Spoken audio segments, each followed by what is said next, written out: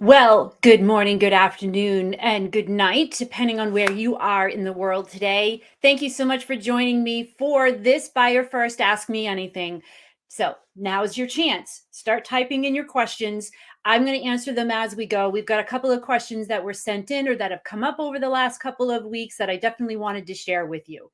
Now, if this is your first time here, welcome. Thanks for joining us. And this is a podcast, I guess you could call it, or a live stream, where we're really talking about how do we become buyer first sellers, business owners, managers, and leaders? How do we put our buyers first in all things that we do so that we're selling with them, not at them, not to them?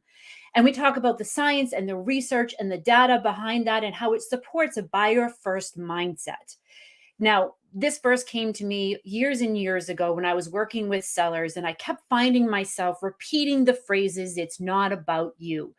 Buyers don't care about your products and your features and what you want and what you think. They care about their products, their needs, their issues and problems.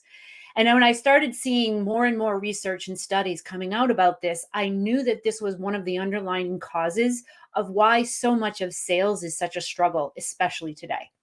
So, this is a chance for all of you to ask those questions of how do I become a more buyer first seller? And what does that mean for not just my results and my performance, but even my career? So, I have a couple of questions that have been sent in. And actually, this first question that came up actually came up during a webinar that I did a couple of weeks ago for the sales and marketing and management group. And what they were really talking about is how do we coach our sellers for success in a down and a tough economy? But what we really had to talk about first was how has buying changed? And what do we need to do in order to sell with that change that's happening? So I'm going to share with you just a quick snippet of the slides that I had done with them, because I think this is something that's really important for us to understand if we're going to become buyer first sellers that make a difference, that add value to our buyers. Now, this first slide that you're seeing, this is what I call, or actually David Hoffeld calls, the 6 whys of buying behavior. Now, in his book, The Science of Selling, he researched over 400 studies to look at how has buying behavior changed and how do we need to adjust our selling strategies accordingly. Now, he identified 6 different whys, he calls them, of buyer behavior. Now, here's the thing. I didn't just take David's word for it, even though he studied 400 studies, but there is also research and studies that has come out from other authors, researchers, Gartner, Forrester, and Harvard that supports that buyers need to answer these 6 questions. And that first one is, why do we even need to change at all? This is where we need to overcome their preference stability for the status quo, because change is risky. And it's a lot easier to stay with what it is that we think is the right thing to do and to stay that way.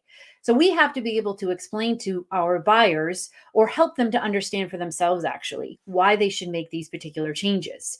And then why now? Is this something that is a nice to have, or is this something that they must have in order for them to reach their own goals? What's the impact of that, the cost of consequences if they don't? And then why this industry solution? Why this particular type of solution to either outsource or use technology or even hire new people? Why is this the way that they should go? And then why you? Why your particular solution? And why is it that you're the one that I can build trust with? Now, when we talk about why your solution, how are we differentiating ourselves from everyone else? And I'm going to give you a clue. It probably doesn't have a lot to do with your products and features or even your price, which brings us to the last question that buyers need to be able to answer is, why should I even spend the money on this? Which actually kind of goes back to the why do they need to do this now? Now, in the answering of these particular questions, we also have some obstacles that we are facing as salespeople when we're trying to sell with our buyers. And the first one is that buyers, they don't really see the value in us. I'm going to just be honest here. A LinkedIn survey showed that 44% of decision makers who didn't end up making a decision did so because they didn't feel that the sellers didn't understand their companies or their needs. This is a crisis in sales because one of the things that is most important is to be able to understand what's going on with our buyers and customers. How else can you differentiate or align the solutions that you have to their problems and issues? Now, when we talked about coaching, what are the selling behaviors that we need to change and align to?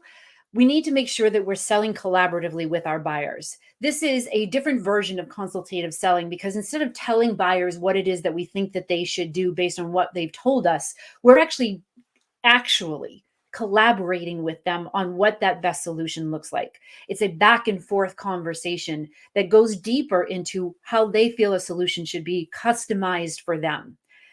And here's the other thing that needs to be do is that we need to make sure that we're qualifying our buyers not just on their ability to make a change, but their ability to make a decision. And 50% of sellers today, according to data from Objective Management Group, are not good at qualifying opportunities. So we need to not only be asking questions about their issues and their challenges, but how they make their decisions, why they make those decisions, and what they need to make those decisions. And finally, especially when we're talking about a tough economy, we need to help buyers to understand the value of either solving the problem or solving the problem with you. And unfortunately, 45% of sellers today, they're still selling on price.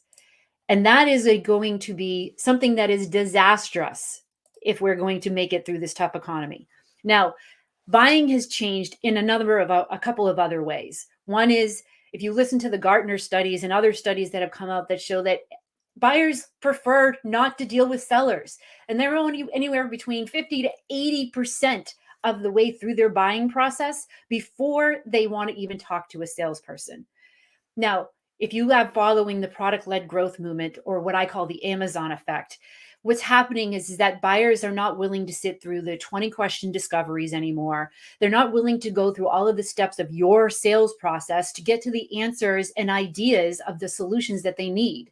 And so we need to make sure that as sellers, we are meeting buyers where they're at. We need to stop trying to force them to go through our steps and instead align our steps to where they're at. Does this mean you don't ask discovery questions? Of course, flipping not. Of course, you're going to ask those questions. You just might not get to ask them at the time and in the order that you want to. You may have to ask those questions during your demo as you're showing them that this is the possibilities or these are the options that you have when you're dealing with this particular issue. Okay, one other thing. This is the other thing that we need to do in order to sell the way that people buy. I'm going to try and say this calmly. Stop spamming them with cadences that are just scaling crap. Honestly, the amount of time that salespeople today have to spend on cadences that aren't working is such a complete waste of time, and all it's doing is training their buyers to ignore them. I mean, there was a survey that came out from LinkedIn that 90% of executives ignore impersonal and automated sequences. I'm a little surprised it's only 90% because I'd really want to meet this 10% of executives that pay attention to spam, but I digress. Instead, you need to look at your cadences as something that you can use to prompt attention or to get a response. It's not necessarily going to be the thing that books a meeting or the opportunity for you. And in order to do a cadence that is going to be valuable to your buyers, then you need to look at what is the content of those cadences. Are the cadences offering them status quo information? Or is it actually offering them information, data, and insights that maybe they didn't know about or hadn't considered before? Are those cadences something that buyers are sharing with other people, or are they just ignoring them? So my advice is, in order to sell according to the way that your buyers buy, is to do personalized outreach, do your research, and make sure that you're offering some kind of an insight or data point that can grab their attention and make them think a little differently about how they might be approaching a problem. All right. Lou is behind the scenes now, and he is checking for your comments or your questions. So please make sure that you're typing those in. There is a little bit of a delay that happens with our streaming. But while we're waiting for your questions to come in, I have another question that comes up a lot, and it's been coming up a lot this week. And it's been coming up in podcast interviews as well as even with coaching clients. And they keep asking, what is the number one most important skill that I need to have in order to be buyer first? And it's hard to choose just one. It always is, isn't it? But if I had to say the one thing that is the most important thing for you to do to be buyer first, it's to be not about me. I know you probably saw that one coming, didn't you? But in order to make it not about you, that also requires a skill. And that skill is active listening, being present in the moment. And it's hard, I know, because we start getting into these conversations with our buyers, and it's very easy to start thinking about, how am I going to respond? What if he says this? What if she does that? How am I going to do this? Oh my gosh, they're talking about the exact things that I do and solve. Oh my gosh. Oh, I can't wait to say. This is the exact reason why we aren't present in the moment and why buyers feel that sellers don't understand their problems and they don't understand their companies because they're not actively listening. And how do we build trust? Well, I mean, come on. Have you ever tried to have a conversation with someone who's looking at their phone? Do you feel valued or heard or any way? Of course you don't. How do you build trust with someone who's not paying attention to you? And that's what's happening when we're wrapped up in our heads. We're not only not making it about them, we're making it all about us because we're thinking about all of the things that we could do with the commission check or all of the products and solutions that we're going to be able to include in the quote and the proposal to them. Or I know exactly how I'm going to handle this objection. I can't wait for him to stop talking. We're not there. So the number one skill to be buyer first is to make it not about you. And to make it not about you means that you have to be fully present in the moment and actively listening with 100% of your attention on the other person. It seems simple, but it's just so not easy. I promise you that. It's going to take practice. It's going to take managing your emotions. It's going to take even things like meditation and yoga, possibly walking. You're going to have to manage your stress levels because the more stressed we are, the easier it is to make it all about ourselves. This is kind of how mindsets and self care play into our ability to be successful with our buyers. All right. One last check for questions that might be coming in. I see there's something here. Rogers is giving me the arm thing here. I think that means that that's a good thing, right, Rogers? All right. We have one more question, though, that has been coming up a lot in the last couple of weeks. And this is something that used to be so near and dear to my heart. And it really still is very near and dear to my heart. And that's talking about buyer profiles. I mean, I can't believe that we actually haven't talked about this yet on the Buyer First Ask Me Anything, because, I mean, of course, we need to have ideal customer profiles today. Do we still need them? Yes, of course we do. But how do we need them? And what do we need to include in them? Are some questions that we need to address. So, first, let's talk about how we're going to use them so that you know how or what information needs to be included in them. Now, what most people do when I see them come at me with their ideal customer profiles is they'll have a couple of pages or a slide deck with, an avatar picture, or maybe it's just sort of a generic picture of a couple of different people. And then they'll have things like, demographics and maybe job title, their role, responsibilities, and maybe what their goals are. And that's usually where it stops. If they start to get even more in depth, they might have, social media channels that they're active on, or resources that they actually would read or listen to, or podcasts and people that they follow. If it's a generational type of a role where, it's in a senior level executive of a family owned company, we can get into age ranges and generational types. Now, what that doesn't help us with is understanding how we're going to be able to educate a new salesperson on who our ideal customers are. It tells you a lot about who they are generically, but it doesn't tie into any of the trigger events that are happening for them. What is happening in their day to day at work that is a problem for them? And what's the impact of that problem? And how are they measured? What metrics do they need to be able to hit in order to be seen as successful in their roles? What's most important to them in their roles? Different levels of the organization care about different things. CEOs care about customer experience and the shareholder value and their legacy that they're leaving and the brand image that they're portraying. Whereas executive leadership care about strategies and execution of those strategies and bottom line numbers because that's how they're measured. Managers, salespeople, customer service people, all measured and focused on different things.